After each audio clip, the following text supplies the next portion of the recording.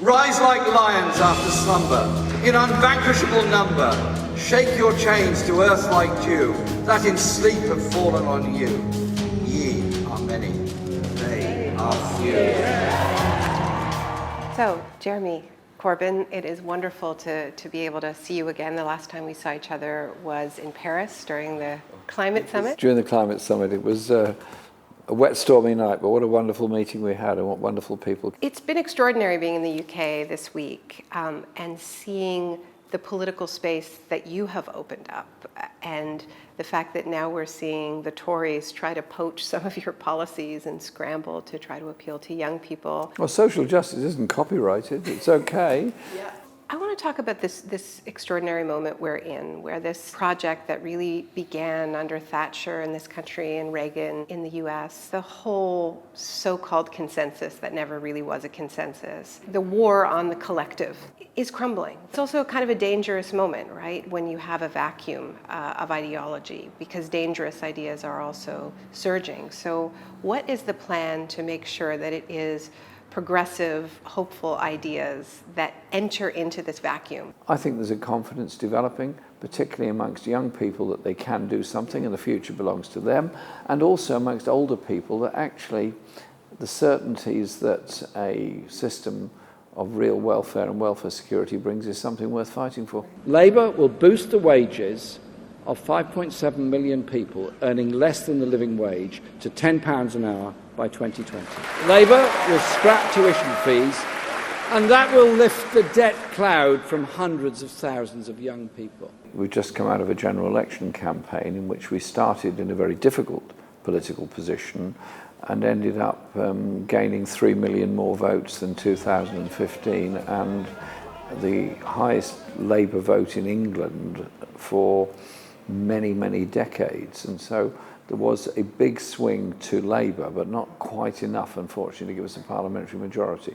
And so we're now in a situation where there is a huge confidence amongst those that are campaigning for ending the wage cap in the public sector, for investment in public services, huge confidence there, and a huge degree of uncertainty by the right and by the Conservatives. I feel like what your campaign has done is proved that when you put the ideas forward, when you put the bold vision of the world we actually want, not just the opposition to austerity, not just the no, but also a picture of the world that could be so much better than we have, that's when people get excited.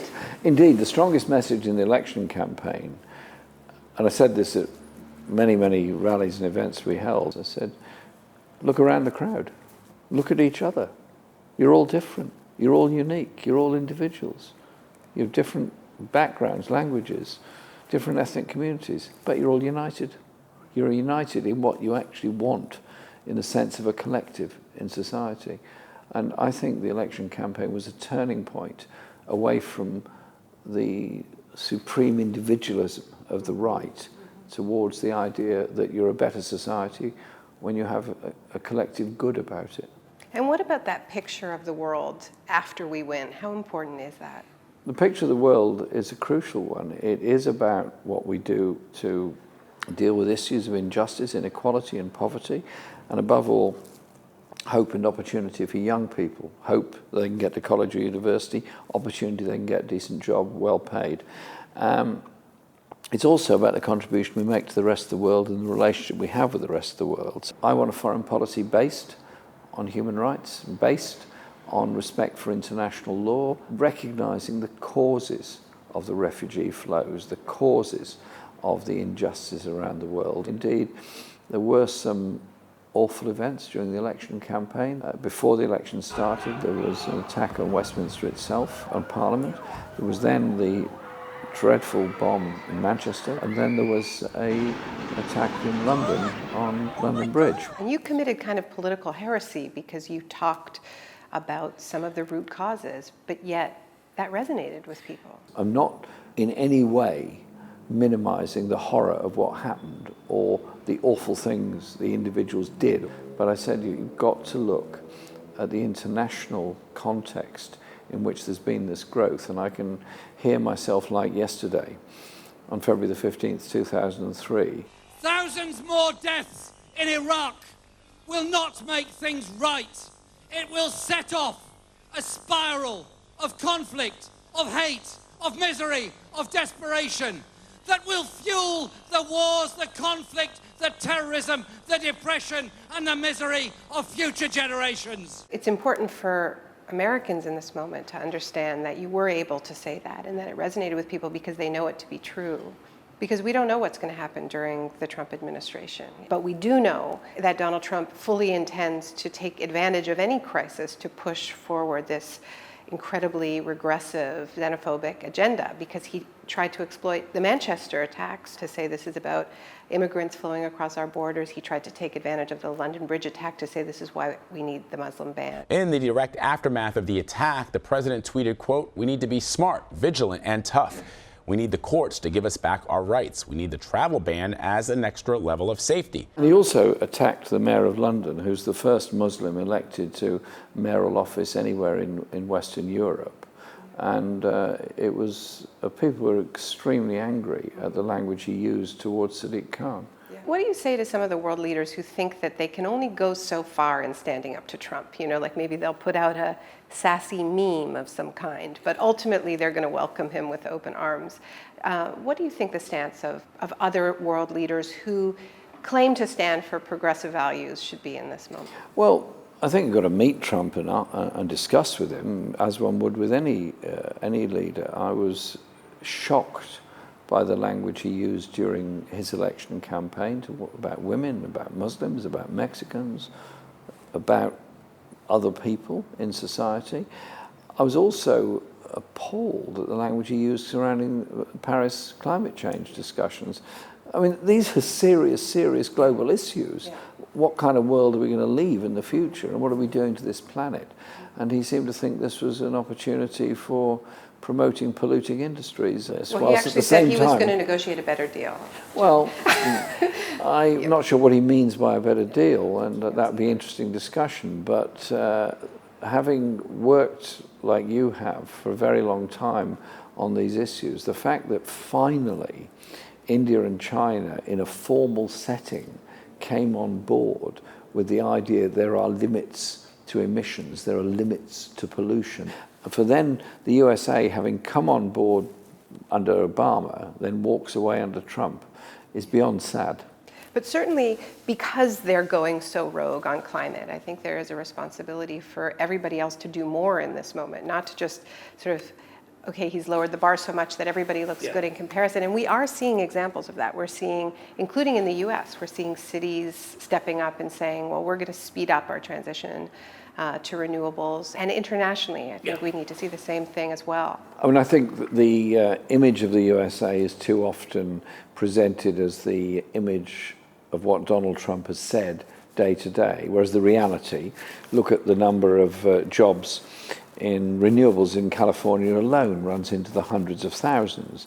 Look at the growth of renewable energy systems across the USA, the number of states and cities that are serious about protecting their environment and controlling what they can of climate change. I want to talk a little bit about the way some of my friends in the United States are feeling right now, who were very inspired by this election campaign and by your leadership bid within the Labour Party.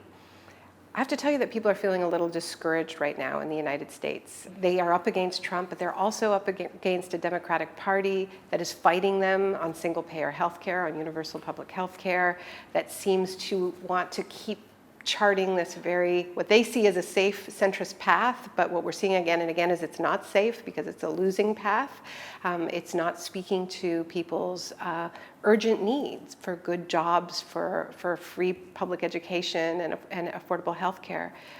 What do you say to the people who organized for Bernie and are just feeling really frustrated right now? Bernie called me the day after our election here. I was half asleep watching something on television, and Bernie comes on to say, well done on the campaign.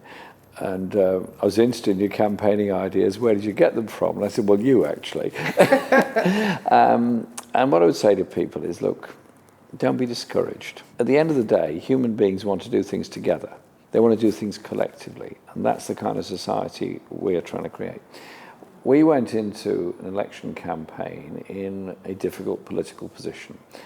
And we put forward a manifesto that was collective in its approach, was specific in what it would do, in the sense of ending university tuition fees, in the sense of raising minimum income. And we gained the biggest increase in votes for our party since the Second World War. And we gained the support and participation of a very large number of people. We didn't win the election. I wished we had. But in that campaign, we changed the debate in exactly the same way. Senator Bernie Sanders' intervention into the Democratic nomination did mobilize a very large number of people. Now, the last person in the USA... But you did win the leadership of the Labour Party. That campaign wasn't ultimately successful within the Democratic Party. Do you think people should keep fighting for the soul of that party? Well, it's the soul of the people, isn't it? And it's not for me to tell people what specific organizations they should or shouldn't have in the USA, because the party system in the USA is very different to here. What we've done is change the terms of debate. But the other key point, and this is what works on both sides of the Atlantic, is the methods of campaigning. Yeah, you knock on doors and you identify voters. That's key, crucial. But if you're seen solely through the prism of media that is quite right-wing and quite conservative in its views, then all you're doing when you knock on the door is hearing an echo of what people have heard on a right-wing television station or through the printed media. Social media and the technology and techniques that are there through social media give an opportunity that's never been there before to get that message across. Just think, those people that were campaigning for social justice in Chicago in the 1920s, the best they could do was print their own newspaper if they could afford it, or psycho-style a leaflet and take it round and hand it out on bread queues. I grew up in the era when you used to print your own leaflets and go and give them out. You can now send out something on social media and you can reach potentially millions of people in 5 minutes. The opportunities are there, and it's not regulated, it's not censored, it's not controlled. It seems to me that you have received just about as bad media treatment, smears from elite media, as is possible to receive. Really? Yet it didn't work. I mean, in fact, it seems to have backlashed and just contributed to this feeling of loss of faith in many of these institutions. Yeah, I think there's something in there. After a while, a high degree of media abuse makes you a figure of interest. You talk about changing the debate, and that's clearly happened. And you know, one of the places we've seen this is in the Grenfell Tower catastrophe crime scene, and the way in which this horrific event has been interpreted, it seems, throughout British society is as extreme evidence of a failed system that does not value human life, that puts a kind of a hierarchy on life. What it exposed was something about modern urban living.